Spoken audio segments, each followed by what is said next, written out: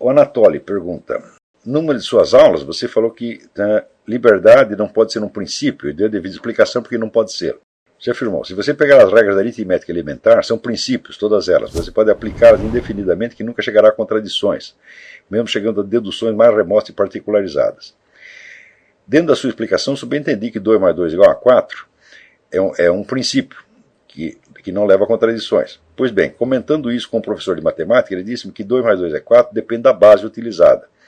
Argumentou que os computadores são construídos no sistema binário, 0 e 1, portanto não dá 4. Confesso que fiquei um tanto perdido na explicação do dito professor de matemática. Esse professor de matemática é uma besta quadrada. Mas uma besta, meu Deus do céu, isso é um jumento! O cara está confundindo a quantidade com o símbolo que a representa e com a linguagem com a qual você expressa. Eu digo, mas o que é isto? Olha, você pega no seu computador, tem uma calculadora, faz uma conta de 2 mais 2 é 4 da calculadora, você vai ver se não vai dar 4. Quer dizer, o que é isto, meu Deus do céu? Quer dizer que no sistema binário 2 mais 2 não dá 4. Ah, faz-me rir. Explica isso para o computador. Cada vez que der 4 na calculadora, você fala, não, está errado, pelo sistema binário não pode. O sistema binário, como qualquer outro sistema, é baseado no negócio que chama princípio de identidade.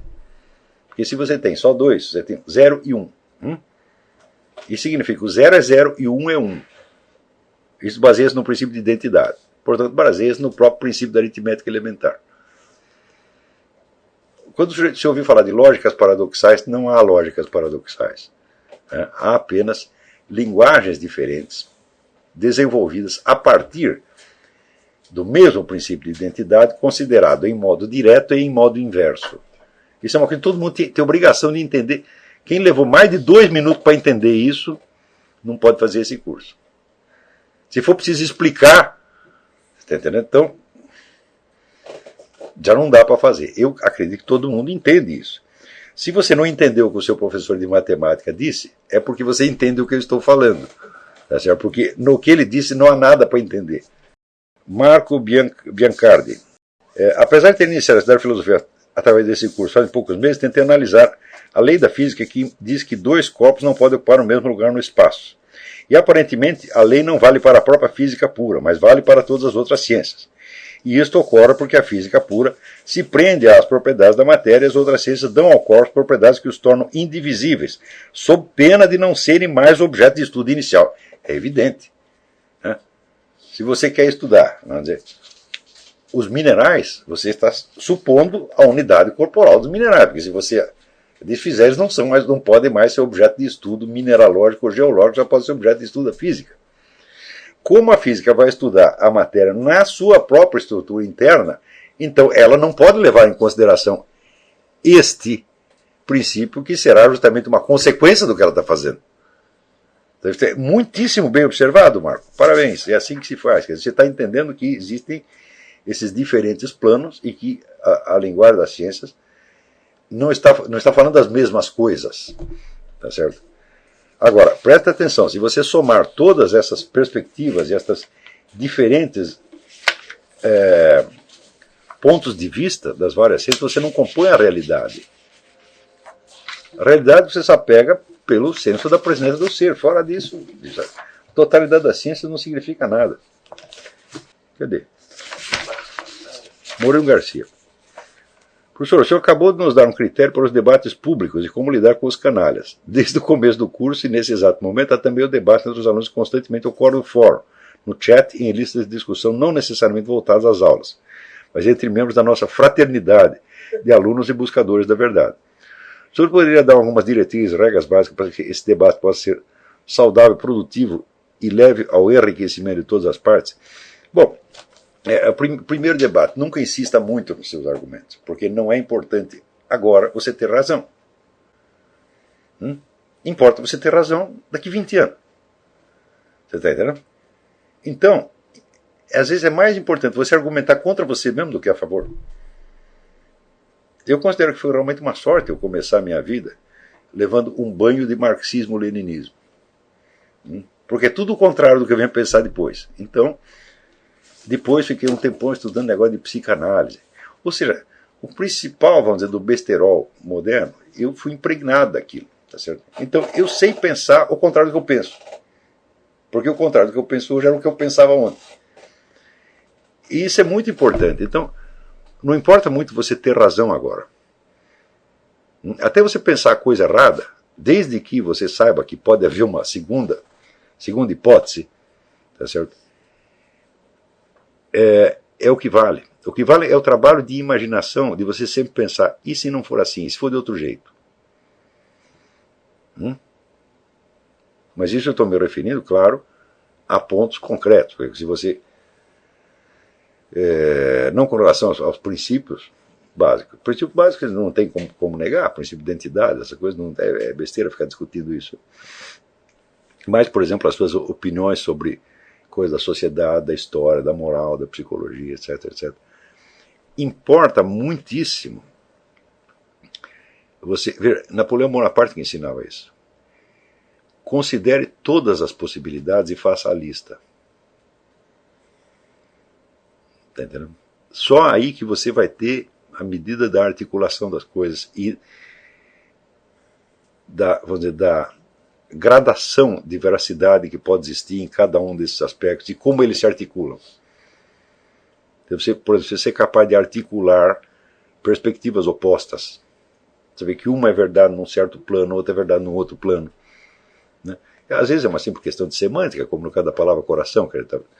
Ora, o coração é usado como sinônimo, vamos dizer, da alma e dos sentimentos humanos, que são evidentemente volúveis, e ora é usado como símbolo do centro do seu ser.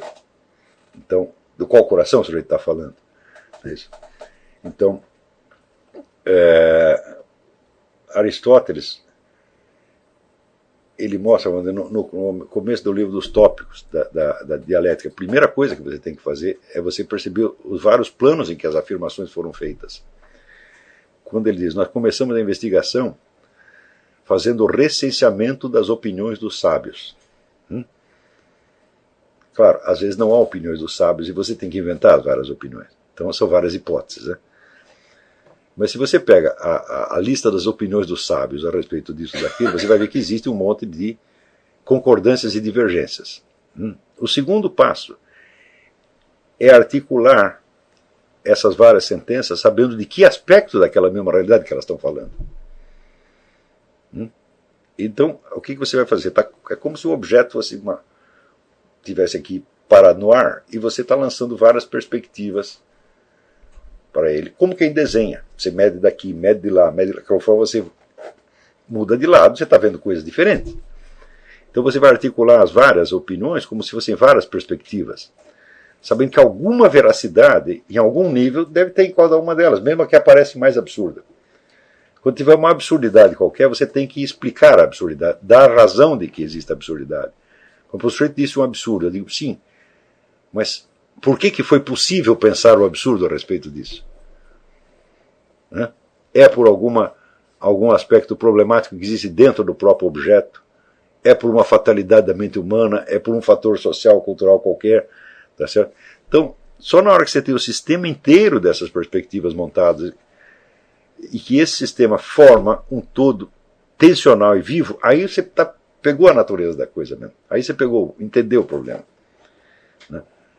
Antes disso, para que serve ter razão?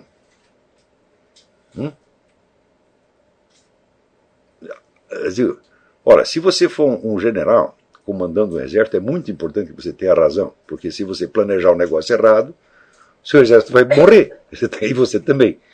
Tá certo? Quando nós não temos nenhuma responsabilidade ainda, nós temos o privilégio de poder não ter razão. E de poder continuar pensando a coisa sobre suas várias perspectivas sem ter que chegar a uma decisão ainda. Então, por isso eu digo assim, a tolerância para o estado de dúvida durante longo tempo é condição para o estudo. Quer dizer, você poder continuar dizendo, eu acho isso, mas eu não sei. E daí você tentar achar uma outra coisa, até você completar a perspectiva. Não é ficar dúvida eterna, não. Isso é besteira também. Porque existe, vamos dizer, um limite, a possibilidade de perspectivas diferentes sobre um objeto tem um limite.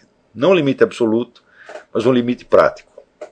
Quando você diz, bom, agora já examinei sobre todos os aspectos, já que esse negócio já começou a encher o saco, já estou começando a me repetir. Estou começando a fazer todo o circuito de novo, repetindo as mesmas opiniões de antes. Então daí não precisa mais. Então você tem a condição de articular a coisa, né, e montar o objeto como um problema. Isso é que é importante aprender a fazer agora. Né? Ter razão não é tão importante. Agora, esses debates todos, quando eles são fundados, vamos dizer, na ideia de ter razão, eu digo, olha, ter razão só é importante quando você tem uma responsabilidade a respeito. Fora disso é apenas um luxo, é uma frescura.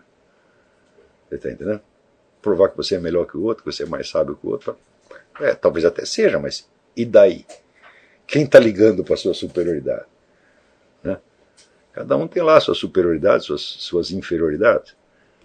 Então, agora, quando houver, vamos dizer, uma situação pública, onde seria importante que as pessoas sejam informadas sobre a realidade de tal coisa ou tal outra coisa, aí sim, aí vale a pena brigar, tá, né?